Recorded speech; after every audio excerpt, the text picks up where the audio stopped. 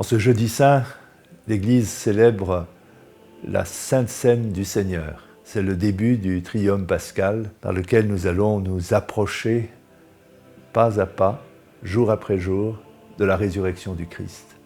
Jésus va prononcer ces paroles qui restent inscrites profondément dans notre cœur, dans notre liturgie. Ceci est mon corps, ceci est mon sang. C'est la présence réelle du Seigneur. Comme le disait le saint curé d'Ars qui brandissait l'hostie, il est là, il est vraiment là. Nous savons que nous pouvons compter sur cette présence pour nous accompagner, pour nous nourrir, car l'Eucharistie est une nourriture.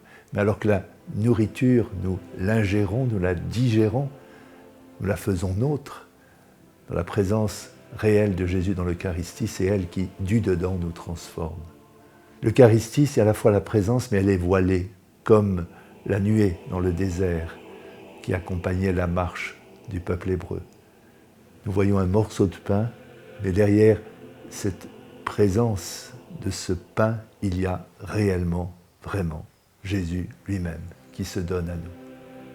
Dans la liturgie, on parle de l'Eucharistie comme le sacrement de la foi. La foi naît à partir de cette présence du Seigneur qui a traversé la mort, qui se donne à nous en nourriture. Mais c'est aussi le mystère de l'amour. Dieu se donne à nous jusqu'à aller dans nos entrailles pour nous sanctifier. Au cours de cette Sainte Seine, Jésus fait le geste du serviteur. Il va nettoyer, laver les pieds de ses disciples. L'Eucharistie nous aide, nous aussi, chaque fois que nous la célébrons, à devenir vraiment des serviteurs, des servantes, se mettre à la disposition des autres. Alors, vivons cette célébration comme un moment phare de notre vie chrétienne.